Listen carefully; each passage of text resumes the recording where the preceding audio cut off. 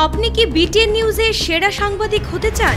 তাহলে পাঠিয়ে দিন আপনার এলাকার দুর্নীতির ভিডিও সহ সম্পূর্ণ তথ্য। আপনার নাম, ছবি সহ আমরা এই সংবাদ পরিবেশন করব।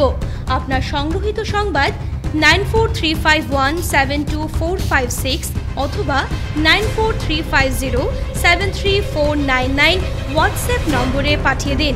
আপনার নাম প্রকাশে অনিচ্ছুক থাকলে সংবাদ প্রেরণের সময় তার উল্লেখ করুন। আপনার নাম ও ঠিকানা সম্পূর্ণ গোপন রাখা হবে।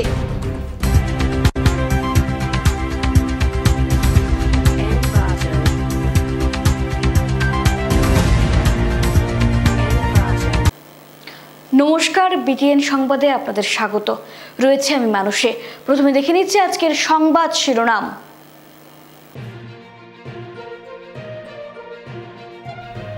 মিলল চাঁদের দেখা, দেশ জুড়ে ঈদ উল ফিতর বৃহস্পতিবার। শিলচর ইটখলা ঈদগাহ ময়দানে নামাজ পড়াবেন শিলচর বড় মসজিদের প্রধান ইমাম মাওলানা সাব্বির আহমেদ। দুর্বিষহ জীবনযাপনে বাধ্য থলাই গোপীনাথপুরের জনগণ, চরম বঞ্চনার হাত থেকে মুক্তির আবেদন জনগণের।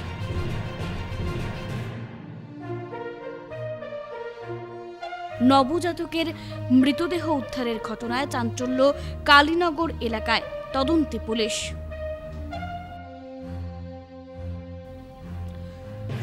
সরকারি সুযোগ সুবিধা থেকে বঞ্চিত নেই কোনো সুরাহা, বাধ্য হয়ে ভোট বয়কটের ডাক বরখলা লালবাগ জনতার।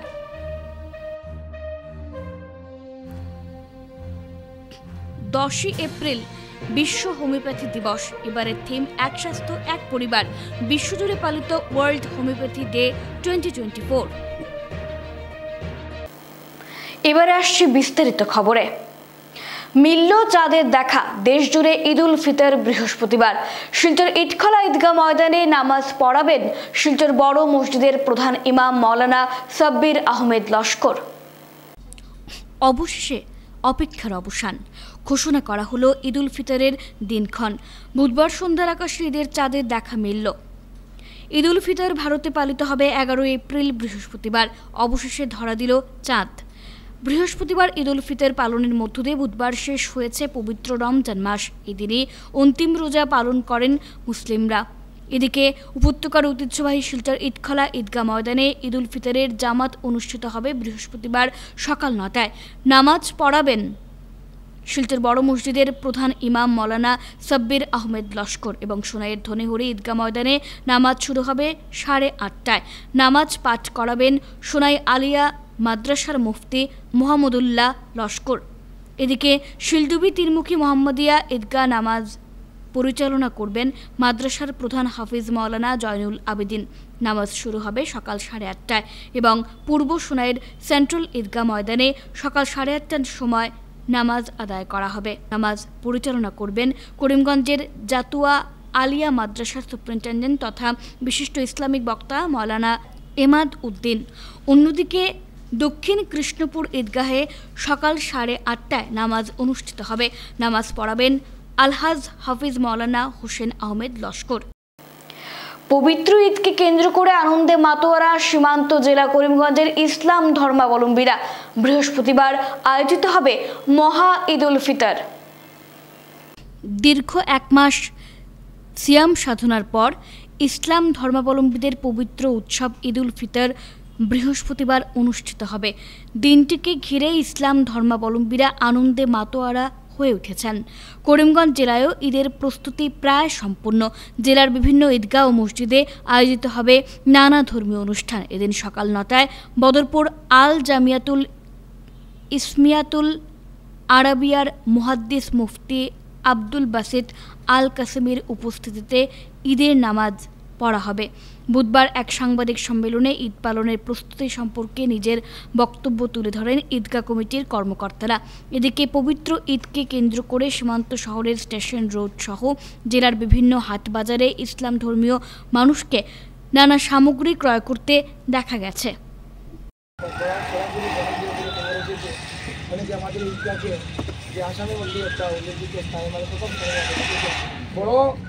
হয়তো আয়তনে বড় অনেক জায়গা অনেক দিকেই আছে, কিন্তু সুন্দর ডেকোরেটেড আমাদের তাই ওরা করিমগঞ্জের মানুষ হিসাবে সবাই আমরা গর্বিত, আপনারা সহ নিশ্চয়ই। তো এবার আমাদের যে নামাজ অনুষ্ঠিত হবে কালকে, সেটা আমাদের নামাজ পরিচালনা করবেন আল জামিয়াতুল ইসলামিয়াতুল আরাবিয়া মধুপুর টাইটেল মাদ্রাসা হিসাবে খ্যাত ছিলেন কালকে। তো আমাদের কিছু সিদ্ধান্ত হয়েছে, এই সিদ্ধান্তের মধ্যে আমরা অংশীদার, যে আমাদের বিশেষ করে টাউনের মধ্যে পড়ে এই টাউনের কথা, সেখানে যাতে শান্তিপূর্ণভাবে ঈদ উদযাপন হয় সেই ব্যাপারে সবগুলো ব্যবস্থাই নেওয়া হয়েছে। এবং আমাদের প্রচুর ভলেন্টিয়ার আছে, আমাদের 200-র মতো ভলেন্টিয়ার আছে যারা। আমরা সময়ের দিকে এবার একটু লক্ষ্য নেব।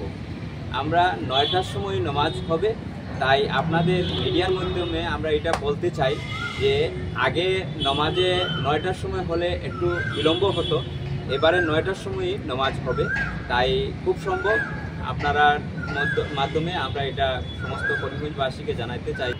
আমাদের করিমগঞ্জের গর্ব, এই করিমগঞ্জের গর্বকে যারা পরিশ্রম করে অর্থ দিয়ে তা সাজিয়েছেন তাদেরকে ধন্যবাদ আবারও জানাই। আপনাদের মাধ্যমে করিমগঞ্জের আপামর মানুষকে এই ঈদগায় একটা উৎসবমুখর পরিবেশে এই ঈদগায় নামাজ পালন করা হবে, অংশগ্রহণ করার জন্য আমি সবাইকে অনুরোধ রাখছি। দুর্বিষহ জীবনযাপনে বাধ্য ধলাই গোপীনাথপুরের জনগণ, চরম বঞ্চনার হাত থেকে মুক্তির আবেদন এলাকাবাসীর। দুর্বিষহ জীবনযাপনে বাধ্য হচ্ছেন ধলাই গোপীনাথপুরের মানুষ। চরম বঞ্চনার শিকার এই এলাকার বাসিন্দারা। রাস্তাঘাট থেকে শুরু করে বিভিন্ন সরকারি প্রকল্প থেকে আমরা বঞ্চিত অভিযোগ গ্রামের লোকেদের। প্রত্যন্ত গ্রামটির রাস্তাঘাট নির্মাণে আজ পর্যন্ত এগিয়ে আসেননি কোনো নেতা, মন্ত্রী, বিধায়ক, এমনকি পঞ্চায়েত প্রতিনিধিরাও। রাস্তাঘাটের অভাবে গ্রামটির 1002 জনগণের আর্থসামাজিক অবস্থা শূন্যের কোঠায় রয়ে গেছে। রাস্তাঘাটের দাবিতে জনগণ বারবার জনপ্রতিনিধিদের দ্বারস্থ হলেও কোনো ফল মেলেনি এমন অভিযোগ। সংবাদ মাধ্যমের সঙ্গে কথা বলতে গিয়ে গ্রামের জনগণ বলেন, রাস্তাঘাটের অভাবে তাদের চরম যন্ত্রণাদায়ক জীবনযাপনে বাধ্য হতে হচ্ছে। এমনকি প্রতি বছর চাঁদা সংগ্রহ করে নিজেরা শ্রমদান দিয়ে রাস্তা নির্মাণ করতে হয়। নিজেরা বাঁশের সাঁকো নির্মাণ করলেও বর্ষার মরশুমে জলের তোরে এগুলো ভেসে যায় বলে জানান তারা। সংবাদ মাধ্যমের মধ্য দিয়ে গ্রামবাসীরা প্রশাসনের দৃষ্টি আকর্ষণ করে বলেন, অতি সত্বর তাদের সমস্যা সমাধান না হলে গণতান্ত্রিক আন্দোলনে পা বাড়াতে বাধ্য হবেন বলে জানান তারা। যে আমাদের 598 নম্বর গোপীনাথপুর এলপি স্কুলে আমাদের ভোট কেন্দ্র, কিন্তু আমরা ভোট যাওয়ার সময় কি তার এনি টাইম আসা যাওয়ার সময় আমার অনেক অসুবিধা হয়। এখানে আপ ডাউন করাও বহুত মুশকিল হয়। এখানে আর যদি 10 কেজি মাল লইয়া যদি কোনো প্রকার লইয়া আমরা সবজি টবজি পার হই, পুল ভাঙিয়া আমরা পড়িয়া অ্যাক্সিডেন্ট হয়। আর কোনো সরকার বা কেউ পঞ্চায়েত মেম্বার তার কোনো প্রকারের দেখাশোনা করা যায় নাই। এই যে আমরা সান্দরসরা নালা, আমরা ক্ষেত করি, কৃষি কাজ করি, সবজি ক্ষেত করি, এই পুল বানাইয়া বাচ্চা কাচ্চা স্কুলে যায়, কত বানাইতে আমরা বারে বছরে 2বার 3বার ভাঙিয়া যায়। বন্যা বড় বৃষ্টিপাত হইলে এটা বাইয়া যায় গিয়া, আবার আমরা ভাঙিয়া যায় গিয়া, তো একবার ভাঙিয়া যায় গিয়া, পুলটা বড় ধরনের বৃষ্টি হইলে পুলটা যায় গিয়া, আবার আমরা বানাইতে লাগে। আমরা কৃষি কাজ করবো, সবজি খেতে কাজ করবো না, পুলটা বানাইমু।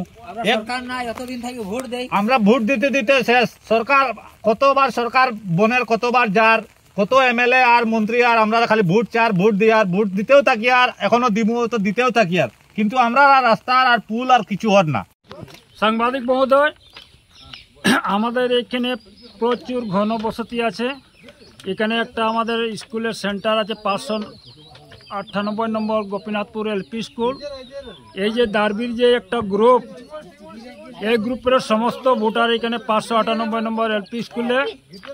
বারিশার সময় এই যে দেখছেন আপনি যে একটা বাসের যে ব্রিজ, এই ব্রিজটা ভাঙার পরে যাতায়াতের অনেক অসুবিধা হয়। এই জন্য আমরা অনেক মানুষ মন্ত্রী মহোদয়ের কাছে গিয়েছিলাম, উনি কোনো আমাদের সুযোগ সুবিধা দেননি। নবজাতকের মৃতদেহ উদ্ধারের ঘটনায় চাঞ্চল্য কালীনগর এলাকায়, তদন্তে পুলিশ। এক হৃদয় বিদারক ঘটনার সাক্ষী হলো গোটা কালীনগর এলাকা। পিএমজেওয়াই রাস্তার পাশে লাল রঙে মোড়া একটি কাপড়ের ভেতর থেকে 2 দিনের শিশুর লাশ উদ্ধারের ঘটনায় চাঞ্চল্য ছড়িয়েছে এলাকা জুড়ে। সীমান্ত জেলা করিমগঞ্জে একের পর এক ঘটনা প্রকাশ্যে আসায় সমাজ ব্যবস্থার উপর প্রশ্ন দানা বাঁধতে শুরু করেছে। রাস্তার পাশে পথচারীরা শিশুর লাশ দেখতে পেয়ে পুলিশকে খবর দেন। খবর পেয়ে পুলিশ ঘটনাস্থলে পৌঁছে নবজাতকের মৃতদেহ উদ্ধার করে হাসপাতালে প্রেরণ করে। এদিকে নবজাতকের লাশ রাস্তায় ফেলে যাওয়ার বিষয়টি নিয়ে পুলিশ তদন্ত শুরু করেছে বলে জানা গেছে। তবে করিমগঞ্জ জেলায় সংঘটিত একের পর এক লোমহর্ষক ঘটনা প্রকাশ্যে আসায় জনগণের মধ্যে তীব্র প্রতিক্রিয়ার সৃষ্টি হয়েছে। আমি ডেলিভারি করায় সুতা দিয়ে বাঁধা ছিল, তো মোস্ট প্রবলি এটা ঘরে প্রপারভাবে ডেলিভারি করানো হয়েছে। করার পরে আইদার কোনো কারণে হয়তো বাচ্চা মারা গেছে বা একদিন থেকে বাচ্চা মারা গেছে। সরকারি সুযোগ সুবিধা থেকে বঞ্চিত হওয়ার অভিযোগে ভোট বয়কটের হুঙ্কার বরখোলা সমষ্টির লালবাগের জনগণের। বরখোলা সমষ্টির লালবাগে সরকারি সুযোগ সুবিধা থেকে বঞ্চিত হওয়ার অভিযোগে ভোট বয়কটের হুঙ্কার জনগণের। তথ্যমতে জানা যায়, গ্রিনফিল্ড বিমানবন্দর নির্মাণে সরকার প্রস্তুতি নিলে লালবাগের শ্রমিকদের ক্ষতিপূরণ হিসেবে সরকারি অর্থে গৃহ নির্মাণ, মডেল স্কুল সহ এককালীন অর্থ সহায়তার প্রতিশ্রুতি দিয়ে লালবাগের ওপর লাইনে কিছু শ্রমিকের গৃহসহ আর্থিক সহায়তা করলেও ৮ নম্বর সেকশনের নিচের লাইনে শ্রমিকদের সম্পূর্ণ বঞ্চিত করা হয়। বিশেষ করে শ্রমিকদের একমাত্র দাবি মডেল স্কুল স্থাপন করা। সেই দাবি না মেনে ওপর লাইনে শিলান্যাস করায় ক্ষুব্ধ এলাকার জনগণ ভোট বয়কটের ডাক দেয়। বুধবার সংবাদ মাধ্যমে ক্ষুব্ধ জনগণ তাদের ক্ষোভ প্রকাশ করে বলেন, নির্বাচন এলে প্রতিশ্রুতি প্রতিবার ভোট আদায় করে প্রতিটি রাজনৈতিক দল, কিন্তু ভোটের পর সব দল তাদের প্রতিশ্রুতি ভুলে যায়। এমনই জ্বলুতে এসে মুখ্যমন্ত্রী নিজে লালবাগের শ্রমিকদের অর্থসহ সব ধরনের ক্ষতিপূরণের আশ্বাস দিলে নিচের লাইনে জনগণের আজ পর্যন্ত কোনো লাভ হয়নি। তাই এবার বাধ্য হয়ে ভোট বয়কটের সিদ্ধান্ত এলাকাবাসীর। যে আমাদের স্কুলটা নিষ্পাড়ায় হবে বলে করে, আর আমরা না জানতে পাইলি ওরা কি করে উপর দিকে নিয়ে গেল স্কুলটা। বাদে আমরা জানতে পাই তো আমরাও নিচপাড়া আনবো বলে বেজান চেষ্টা নিয়েছি স্কুলটা। আর আমাদের নিচপাড়ায় তো বেজান মানুষ আছে, লড়কা বাচ্চা আছে, আমাদের রাস্তাঘাটে ঠিক নাই। স্কুলটা হয়ে গেলে তো ভাবেছি রাস্তাটা ভালো হবে, আমাদের সুখ সুবিধা হবে, বেজান ছেলে মেয়ে পড়বে, বেজান বাগানও আছে আমাদের নিদিকে বলে করে তো আমরা ভাবেছি। আর এখন ভাবার বাদে তো এখনও আমরা লড়ে করে দেখছি যে যেমন যাহাতে স্কুলটা আমাদের নিদিকেই হোক বলে করে। তো আমরা এত কিছু কষ্ট করি, আমরা বছরে ভোট দিয়ে সরকারকে যাই, সরকার যদি আমাদের কষ্টটা না দেখে তো সরকারকে ভোট দেওয়া আমাদের উদ্দেশ্য নাই। এটার জন্য আমরা অনেক দিন থেকে প্রদর্শন করছে যে আমাদের স্কুলটা যেন নিচে হোক। আমাদের আশেপাশে আরও অনেকটা গাঁও আছে, আর আমাদের মোটামুটি স্কুল যাতে 5 কিলোমিটার বা 5 কিলোমিটার পরে যাতে আসতে আমাদের অনেক প্রবলেম হয়। আমাদের যদি এই স্কুল বা আমাদের রাস্তাঘাট যদি ভালো করে সুবিধা না হয় তাহলে আমরা ভোট দিব না। হওয়ার কথা ছিল, এখন স্কুলটা তো উপরে চলে গেছে, তো যেহেতু সেই স্কুলটা আমরা নিচে আনার ব্যবস্থা করছি। আর যদি এটা যদি রাজনীতিবিদ বা প্রশাসন যদি এক্ষেত্রে আমাদেরকে সহযোগিতা না করে তো আমরা ভোট সামনে 26 এপ্রিলে বয়কট করব। আজ বিশ্ব হোমিওপ্যাথি দিবস। এবারের থিম এক স্বাস্থ্য এক পরিবার। বিশ্বজুড়ে পালিত হচ্ছে ওয়ার্ল্ড হোমিওপ্যাথি ডে 2024। আজ বিশ্ব হোমিওপ্যাথি দিবস। এবারের থিম এক স্বাস্থ্য এক পরিবার। এই থিমকে সামনে রেখে বিশ্বজুড়ে পালিত হচ্ছে ওয়ার্ল্ড হোমিওপ্যাথি ডে 2024। হোমিওপ্যাথি সম্পর্কে মানুষের সচেতনতা বৃদ্ধি এবং আরও বেশি সংখ্যক মানুষের কাছে এটির উপলব্ধি বাড়ানোর লক্ষ্যে প্রতি বছর 10 এপ্রিল বিশ্ব হোমিওপ্যাথি দিবস পালিত হয়। এবছর দিবসটি হোমিও পরিবার এক স্বাস্থ্য এক পরিবার থিমের ওপর পালিত হচ্ছে। হোমিওপ্যাথিকে একটি নিরাপদ এবং অত্যন্ত কার্যকর বিকল্প চিকিৎসা পদ্ধতি হিসেবে বিবেচনা করা হয়। বিশ্ব হোমিওপ্যাথি দিবস প্রতি বছর 10 এপ্রিল হোমিওপ্যাথি সম্পর্কে মানুষের মধ্যে আরও ভালো বোঝাপড়া এবং সচেতনতা তৈরি করার প্রচেষ্টা ও এই চিকিৎসা ব্যবস্থাকে শক্তিশালী ও আধুনিকীকরণের প্রচেষ্টাকে উন্নত করার লক্ষ্যে পালিত হয়। হোমিওপ্যাথিক চিকিৎসা পদ্ধতিগুলির মধ্যে সবচেয়ে কার্যকর হিসেবে বিবেচনা করা হয়। হোমিওপ্যাথিক চিকিৎসার বিশেষত্ব যা শরীর নিজেই নিরাময় করতে পারে এবং রোগকে তার শেকড় থেকে নির্মূল করা যায়, এই ধারণার উপর ভিত্তি করে তৈরি করা হয়েছে। এটি সব বয়সের মানুষেরা চিকিৎসা করাতে পারে এবং এর খুব কম পার্শ্ব প্রতিক্রিয়া। হোমিওপ্যাথি চিকিৎসা ব্যবস্থা শরীরে নিজস্ব নিরাময় প্রতিক্রিয়া ট্রিগার করার নীতির উপর ভিত্তি করে, যা উদ্ভিদ এবং খনিজ পদার্থের মতো প্রাকৃতিক পদার্থের সাহায্যে শরীরের প্রাকৃতিক প্রতিরক্ষাকে তীব্র করার চেষ্টা করে। এটি লক্ষণীয় যে হোমিওপ্যাথিক ঔষধ, যার 200 বছরেরও বেশি ইতিহাস রয়েছে, বিশ্বের 100টিরও বেশি দেশে প্রচলিত রয়েছে। ডাক্তার মহেশ বর্মা, হোমিওপ্যাথিক চিকিৎসক, জানান, হোমিওপ্যাথিতে ব্যক্তির প্রধান সমস্যা আক্রান্ত ব্যক্তির শরীরের প্রকৃতি, তার সাধারণ সমস্যা, জীবনধারা, বংশগত কারণ এবং ইতিহাসের কথা মাথায় রেখে চিকিৎসা করা হয়। যদি কোনো পদার্থ কোনো সুস্থ ব্যক্তির মধ্যে কোনো রোগের লক্ষণ সৃষ্টি করে, তবে একই পদার্থ তার শরীরে অল্প পরিমাণে দেওয়া হলে তিনি আরোগ্য লাভ করতে পারেন, যে কারণে এই চিকিৎসা ব্যবস্থায় ওষুধের পরিমাণ খুবই কম। তিনি ব্যাখ্যা করেন যে হোমিওপ্যাথিক ওষুধের শরীরের নিজেকে নিরাময় করার ক্ষমতা বাড়ায়।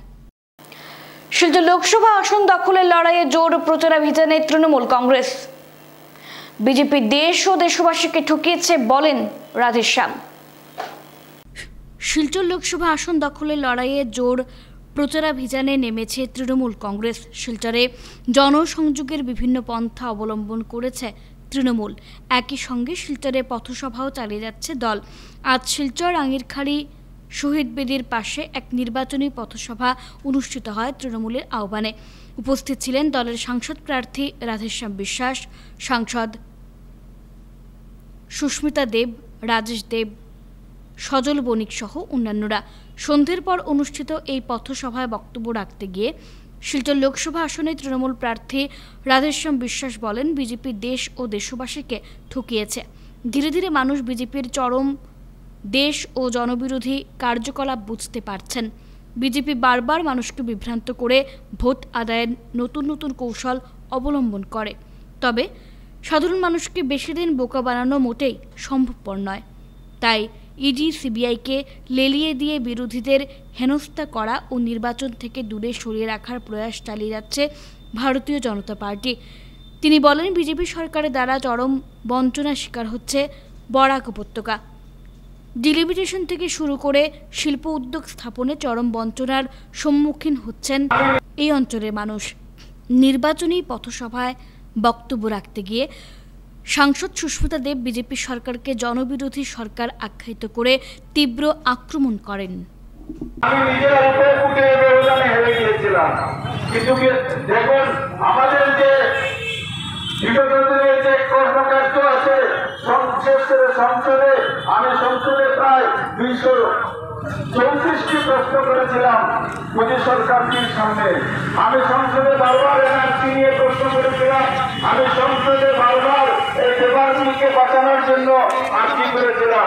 আমি সংসদে বারবার বরাক উপত্যকার যে সবচেয়ে বড় সমস্যা, যেটা আপনারা ভুক্তভোগী, এই যে বন্যা, সেই বন্যা নিয়ন্ত্রণের জন্য বারবার আমি আবেদন করেছিলাম। এবং আমাদের যে রাস্তাঘাটের যে অবস্থা, এই রাস্তাঘাটের অবস্থা নিরসনের জন্য, উন্নত করার জন্য বারবার আমরা আবেদন করেছিলাম। যুব সমাজকে কথা দিয়েছিলেন যে বরাক ভ্যালিতে যত থার্ড গ্রেড আর ফোর্থ গ্রেডের চাকরি আছে আমাদের বরাকের ছেলেমেয়েরা পাবে। এই তো আমার সামনে কয়েকশো মানুষ আছেন, আপনাদের বাড়িতে কে একটা সরকারি চাকরি পেয়েছে আপনারা বলবেন। দুজন সাংসদ এবং যারা 4 জন বিধায়ক আজকে কাছাড় জেলাতে আছেন, আপনারা একটু বাজারে হেঁটে দেখেন যে মোদী সরকার আসার পরে আজকে জিনিসপত্রের দাম কোথায় গিয়ে পৌঁছেছে। আজকে দুঃখের ব্যাপার যে গ্যাস সিলিন্ডারের দাম 10 বছর আগে 450 টাকা ছিল, মোদী সরকার ক্ষমতায় আসার পরে আজকে গ্যাস সিলিন্ডারের দাম 1000 টাকা। এআইইউডিএফ বিজেপির বি টিম বললেন আমিনুল হক লস্কর। এআইইউডিএফ বিজেপির বি টিম, মানুষকে বোকা বানিয়ে বিজেপির সুবিধা করে দেওয়াই দলটির মূল কাজ। এআইইউডিএফ ও বিজেপিকে তীব্র ভাষায় আক্রমণ করে এই কথাগুলো বলেন সদ্য কংগ্রেসে যোগদান করা সোনাইয়ের প্রাক্তন বিধায়ক আমিনুল হক লস্কর। আজ শিলচর ইন্দিরা ভবনে আয়োজিত এক সাংবাদিক সম্মেলনে বক্তব্য রাখতে গিয়ে আমিনুল তাঁর বক্তৃতার আগাগোড়াই বিজেপি এবং এআইইউডিএফকে আক্রমণ করেন। তিনি বলেন, পর্দার আড়ালে বিজেপি ও এআইইউডিএফ একই, কেবল মানুষকে বোকা বানিয়ে ভোট ভাগাভাগি করানোর চেষ্টায় লিপ্ত রয়েছে দল দুটো। কাছাড় জেলার বর্তমানে এআইডিএফের কোনো স্থিতি নাই, সম্পূর্ণ এআইডিএফ একবারে দুর্বল। আর এআইডিএফের যারা সমর্থক এরা অতীতে ছিল, এরা সব বেশিরভাগ প্রায় 90% এরা কিন্তু কংগ্রেসের প্রার্থীদের সমর্থন করবে। আগামীতে এআইডিএফের স্থিতি কতটা আছে আমরা এটা সেন্সাসের একটা সুযোগ হয়ে গেছে, যেহেতু কোনো একটা দলের প্রার্থীরে এআইডিএফের দলে যখন সমর্থন করছে ওই প্রার্থী যখন যে পরিমাণ ভোট পাই বা ওই সমষ্টিতে, তখন আমরা এই এআইডিএফের দলের স্থিতিটা এই সমষ্টিতে কী পর্যায়ে আছে 26 তারিখের পরে যখন কাউন্টিং হবে আমরা বুঝে যাব। বিধায়ক তো ইউডিএফও নাই, বিধায়ক তো বদরুদ্দিনও। ইউডিএফ 100% বিজেপির এজেন্ট হইয়া কাজ করতেছে। ইউডিএফ কোনো দল না, ইউডিএফ বিজেপির এজেন্ট, ইউডিএফের বিধায়ক না, এটা বিজেপির এজেন্ট। রাধামাধব পরিবার সম্প্রদায়ের করা অভিযোগগুলোকে খণ্ডন করলেন বরাক উপত্যকা হরিনাম কীর্তনিয়া সম্প্রদায়ের সদস্যরা। সনাতন ধর্মের জ্ঞান ও সনাতন সাংস্কৃতিক সনাতন ধর্মাবলম্বী সবার সামনে সঠিকভাবে তুলে ধরাই হলো কীর্তনীদের মূল কাজ। আজকাল কীর্তনিয়া একদল অন্যদলের সঙ্গে মনোমালিন্যতায় জড়িয়ে পড়ছেন। বুধবার সাংবাদিক সম্মেলন ডেকে বরাক উপত্যকা হরিনাম কীর্তনিয়া সমিতির কর্মকর্তারা বিগত কয়েকদিন আগে রাধামাধব পরিবার সম্প্রদায় নামক কীর্তনী দলের আদালতে করা সব ধরনের অভিযোগগুলোকে খণ্ডন করে সভাপতি সনত চক্রবর্তী বলেন, তাদের সমিতির সঙ্গে সমগ্র উপত্যকার জড়িত প্রায় 70টি কীর্তনিয়া দল, কিন্তু আজ অবধি কোনো কীর্তনিয়া এক সম্প্রদায়ের সঙ্গে অন্য সম্প্রদায়ের কীর্তনিয়াদের সঙ্গে অনৈতিক বৈমাতৃসুলভ আচরণের কোনো নজির নেই। বিভিন্ন সময় উদ্বুদ্ধ কীর্তন বা কীর্তনিয়া সংক্রান্ত নানা জটিল সমস্যার সমাধান সমিতি কর্তৃক সুষ্ঠুভাবে করা হয়েছে, কিন্তু করিমগঞ্জের রাধামাধব পরিবার সম্প্রদায় নামক কীর্তন দলের বিরুদ্ধে বিভিন্ন স্থান থেকে নানা অভিযোগ সমিতির কাছে আসে। মধ্য আসামের এই কীর্তন প্যান্ডেল থেকে ওই দলের মালিকের মেয়ে রিমা দলের ওই এক শিল্পীর সঙ্গে পালিয়ে যায় এবং এ বিষয়ে মামলা রুজু করা হয়। এই বিষয়টি নিয়ে বিভিন্ন মহল থেকে সমিতির কর্মকর্তাদের কাছে অভিযোগ আসতে থাকে। ভক্তি জগতে যুক্ত থেকে অনৈতিক কর্মকাণ্ডে লিপ্ত হওয়া শুধু ব্যক্তি বিশেষকে নয়, সংশ্লিষ্ট কীর্তন সমিতি সহ ভক্তি মার্গের অনুসারীদের কলঙ্কিত করে। বিষয়ের সত্যতা যাচাই করার জন্য সমিতির সঙ্গেই তাদের সঙ্গে যোগাযোগ করার চেষ্টা করেন, কিন্তু কীর্তন দলের কর্ণধার সমিতির কর্মকর্তাদের বারবার এড়িয়ে যান। পরবর্তী সময় বিষয়টি নিয়ে রাধামাধব পরিবার সম্প্রদায়ের কর্ণধার মন দে সমিতির কাছে বিষয়টি নিয়ে সমস্ত ভুলের স্বীকার করে ক্ষমা প্রার্থনা করেন। সাধারণ সম্পাদক রাজু নাহা বলেন, রাধামাধব পরিবার সম্প্রদায় কীর্তনিয়া যেখানে গিয়ে কীর্তন পরিবেশন করেন, তারা সেই জায়গায় গিয়ে সমিতির সঙ্গে যুক্ত কোনো কীর্তনিয়া দল কীর্তন পরিবেশন করবেন না। এই বলে হরিনাম কীর্তন হবে না তা নয়। রাধামাধব পরিবার সম্প্রদায় ভক্তি জগৎকে কলঙ্কিত করেছে, তাদের শাস্তি হওয়া প্রয়োজন রয়েছে, কিন্তু পরবর্তীতে সেই রাধামাধব পরিবার সম্প্রদায় কিসের ভিত্তিতে বরাক উপত্যকা হরিনাম কীর্তনীয় সমিতির উপর করিমগঞ্জ আদালতে মামলা দায়ের করেছে, এই মামলা সম্পূর্ণ ভিত্তিহীন। রাধামাধব পরিবার সম্প্রদায়ের বিরুদ্ধে কয়েকদিনের মধ্যেই আদালতে গিয়ে তারা মানহানির মামলা দায়ের করবেন বলে জানান। সেদিন অন্যান্যদের মধ্যে উপস্থিত ছিলেন সহ সম্পাদক কনক দাসী, কার্যকরী সভাপতি মনোজিৎ দে প্রমুখেরা। আমরা কারো কীর্তন বন্ধ করিনি, করবো না, কারণ মহাপ্রভু হরিনাম বন্ধ করার অধিকার কারণ।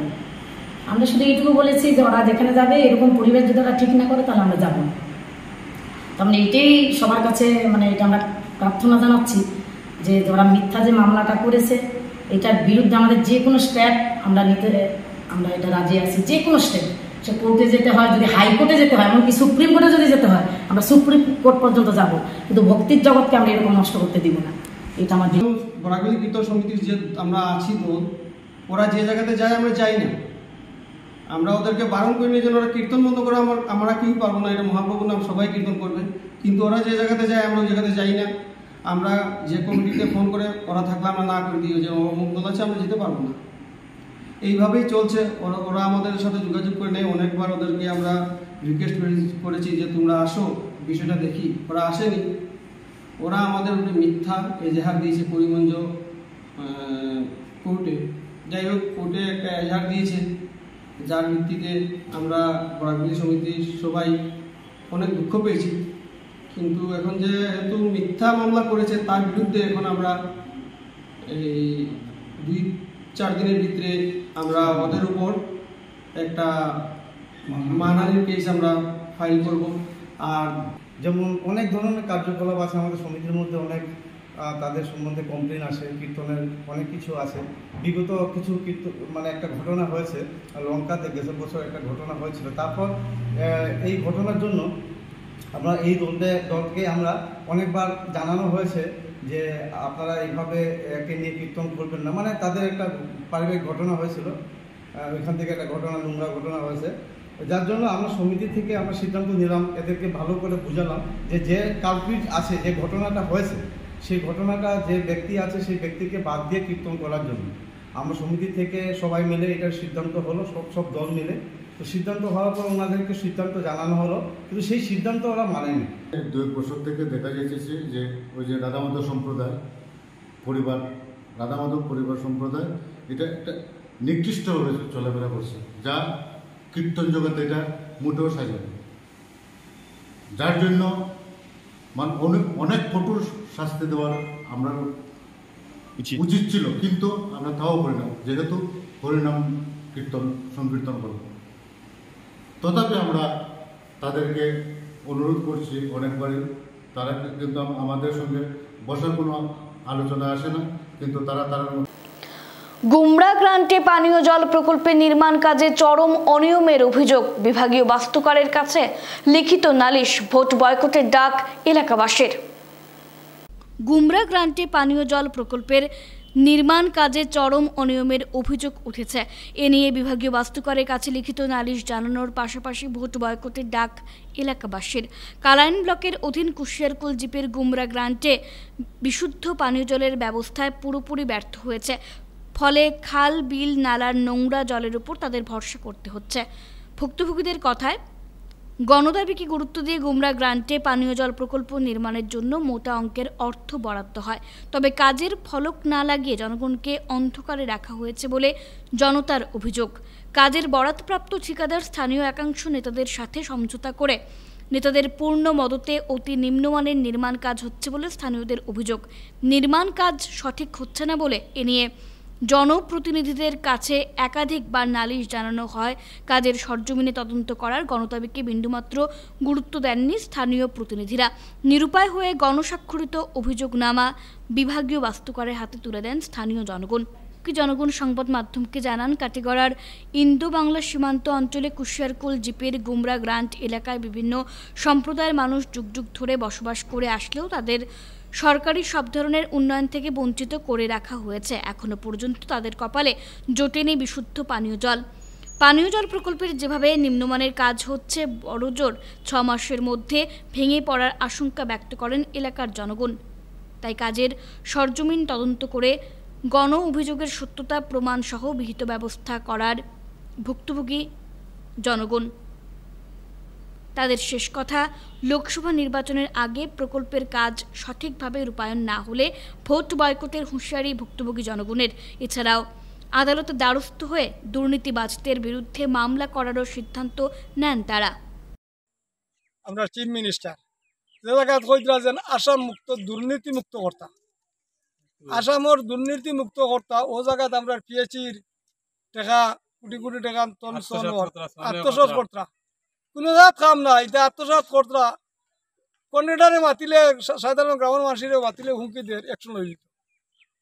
ইঞ্জিনিয়ারও আয় না, ওবা কাম ধরলে ওবা ডেলারি ভাঙ্গি যায়। আসামের মুখ্যমন্ত্রী চিফ মিনিস্টার আমরা মাননীয় হিমন্ত বিশ্ব শর্মা মহাশয় কইরা যেন আসামের দুর্নীতি মুক্ত কর্তা, আসাম দুর্নীতি বেশি চলে। গতিকে আমরা আসামের মুখ্যমন্ত্রী হিমন্ত বিশ্ব শর্মা এবং পিএচই মন্ত্রী জয়ন্ত মল্ল বরা ওনার দৃষ্টি আকর্ষণ আমাদের তদন্ত করার জন্য আমরা বিশেষ অনুরোধ জ্ঞাপন করি। আমরা পিছপড়া গ্রামের মানুষ, আমরা তো আশা করলাম যে ভারতবর্ষ স্বাধীন হওয়ার 70 বছর 75 বছর কংগ্রেসের শাসন করছে, আমরা পিএচই পাইছি না, আমরা কুলোর পানি খাইছি। বিজেপি সরকার আমলে আমরা পাইছি যে জায়গা ওইটা সুষ্ঠুভাবে হইলে তো আমরা মনে গৌরব। আমরা তো আশা ভোট দিতাম, আমরা তো পিছপড়া মানুষ, আমরা তো বিজেপি সরকারকে বুট দিতাম, কিন্তু আমরা বর্তমানে যে কাজ কাম চলে এই হিসাবে যদি ইনকোয়ারি হয় না তো আমরা বুট বয়কট করবো। কিতা বুঝেন আপনারা? রমজানের শেষ ইফতার আয়োজন করলো সংগঠন খোঁজ। কাছাড়ের বিভিন্ন স্থানে থাকা ধনী, গরিব ও অসহায় মানুষকে সঙ্গে নিয়ে বুধবার শেষ দিনের ইফতার মেহফিল অনুষ্ঠিত করল সংগঠন খোঁজ।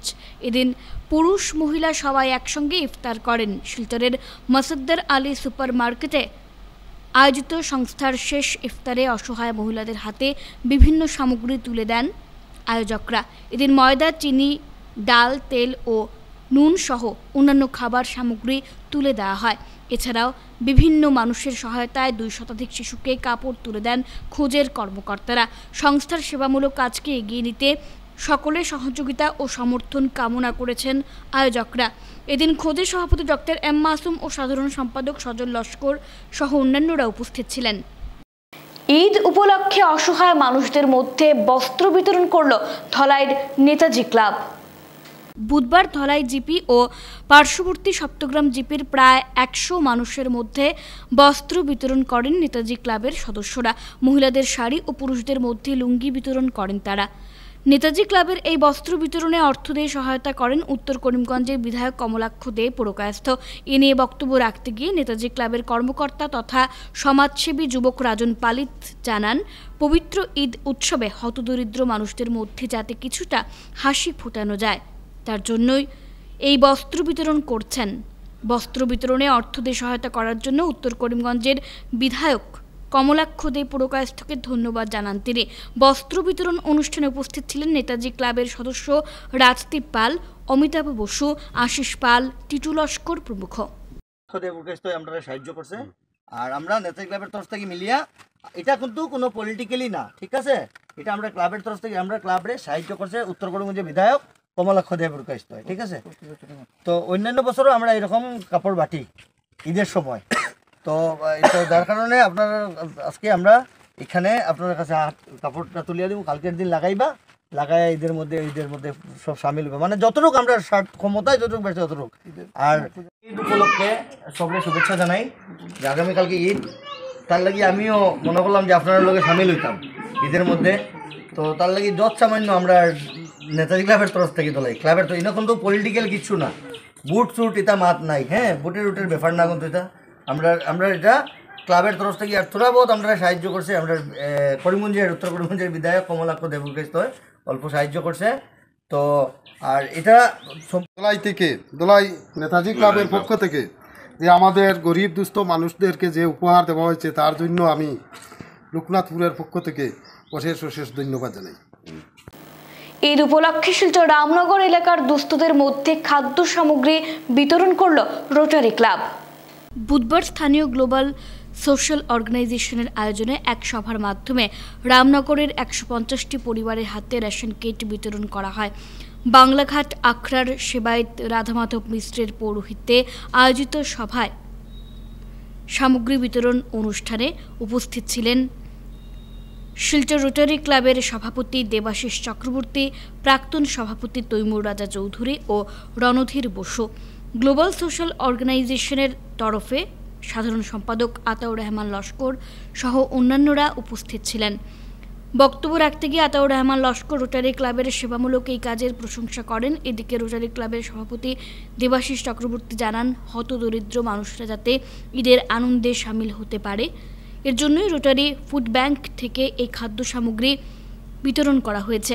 এদিকে তৈমুর রাজা চৌধুরী রমজানের তাৎপর্য তুলে ধরে বক্তব্য উপস্থাপন করেন। আপনাদের শুভেচ্ছা বার্তা দেওয়ার জন্য সাথে আমরা রেশন কিট নিয়ে এসেছি। রেশন কিটটা আমরা দিয়ে থাকি, আমরা গতকালও দিয়েছি, ঘড়িয়ালা পয়েন্টে আমরা গতকালও দিয়েছি রেশন কিট। আপনারা বলবেন রেশন কিট দেওয়ার অর্থটা কি? সেটা অর্থ হলো আমাদের ভালোবাসা, আপনাদের প্রতি আমাদের যে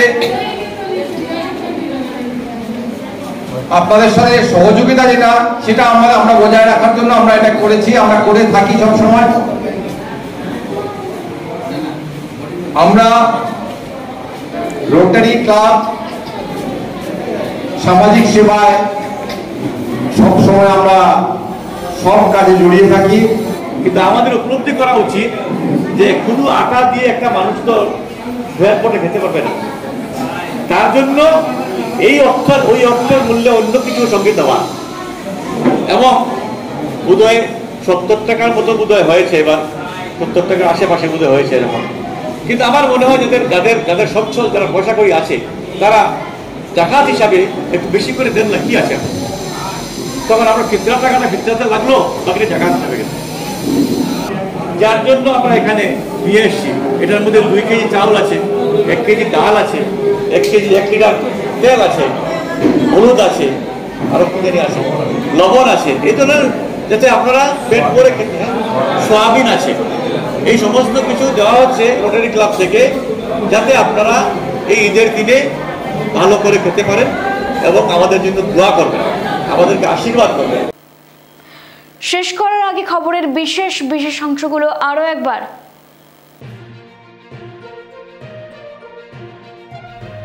মিলল চাঁদের দেখা, দেশ জুড়ে ঈদ উল ফিতর বৃহস্পতিবার।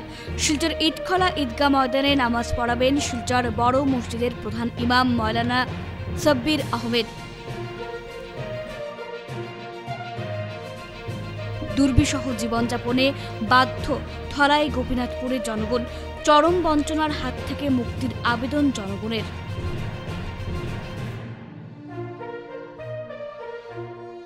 নবজাতকের মৃতদেহ উদ্ধারের ঘটনায় চাঞ্চল্য কালীনগর এলাকায়, তদন্তে পুলিশ।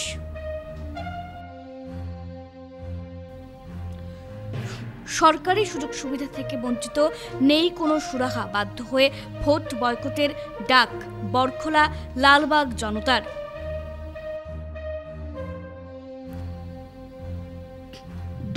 এপ্রিল বিশ্ব হোমিওপ্যাথি দিবস, এবারের থিম এক স্বাস্থ্য এক পরিবার, বিশ্বজুড়ে পালিত ওয়ার্ল্ড হোমিওপ্যাথি ডে 2024।